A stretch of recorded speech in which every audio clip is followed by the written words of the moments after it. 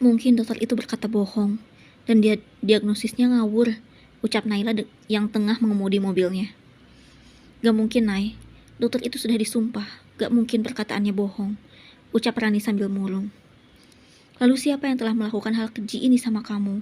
Kalau kamu gak melakukannya dengan Kiki, lalu apa? Tanya Naila. Nay, aku mohon, Mama jangan sampai tahu kalau aku hamil, ucap Rani. Kalau gitu, kita mampir saja dulu ke apotek dan membeli beberapa merek test pack biar kita tahu kebenarannya, ucap Naila. Baiklah kalau gitu, ucap Rani pasrah. Sesampainya di apartemen, Ira yang tengah membaca majalah seakan menodong dua gadis muda itu dengan pertanyaan. Gimana? Sakit apa kamu, Ran? Tanya Ira seakan memaksa. Rani hanya diam kebingungan dan tak berani berkata-kata. Rani hanya kelelahan kok tante, tidak ada penyakit serius, ucap Naila menutupi. Naila segera membawa Rani ke kamar. Udah, biarin bohong sedikit, gak apa-apa. Yang penting kamu aman dulu, Ran, ucap Naila melindungi. Aku gak mau kamu keseret masalah serius ini, Nay, ucap Rani cemas. Aku yakin kita gak akan pernah keseret masalah ini, ucap Naila. Esoknya Rani pergi ke kantor seperti biasanya, dengan diantar Kiki. Nampak Rani canggung di depan Kiki. Kenapa sayang? Tanya Kiki. Gak apa-apa kok Ki, ucap Rani. Oh iya, kamu sakit apa? Tanya Kiki.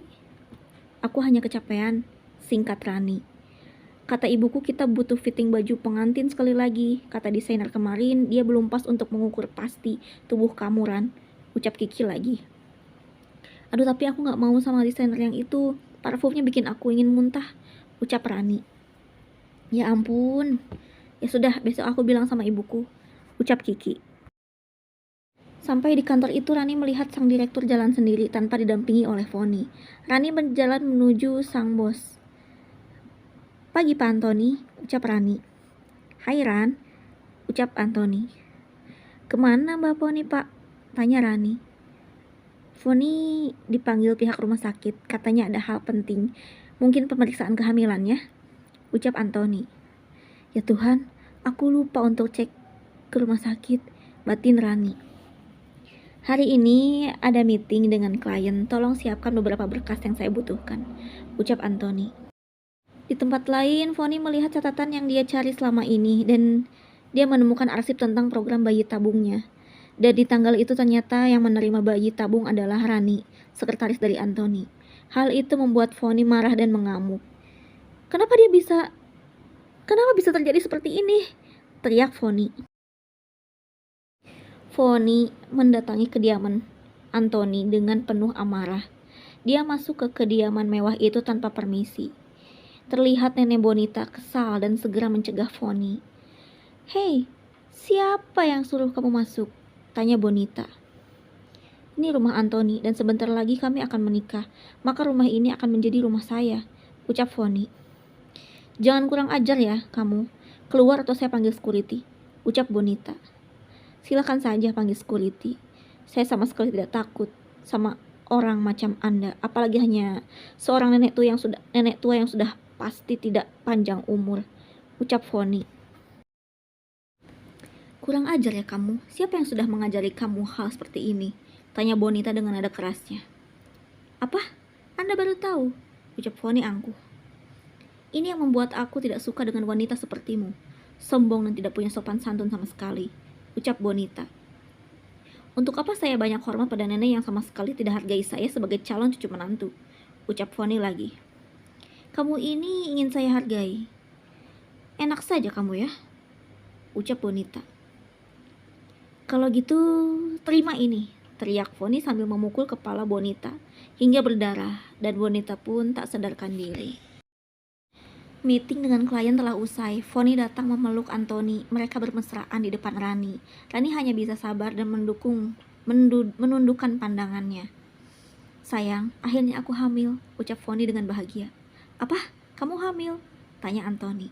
Iya, aku hamil dan kita akan menikah kan sayang? Tanya Foni. Iya dong, kita pasti akan menikah. Dan jangan tunggu lama lagi. Aku yakin pernikahan ini akan menjadi pernikahan yang paling bahagia, ucap Anthony.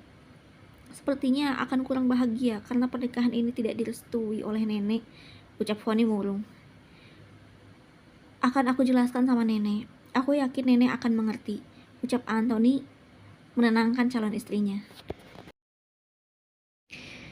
Berbeda hal dengan Rani yang saat itu hendak pulang dan hampir ke rumah sakit untuk cek kandungannya lagi. Di dalam mobil yang dikendarai oleh Kiki, Rani menatap dalam. Ki, aku punya cerita. Temanku akan menikah sebentar lagi, tapi dia hamil.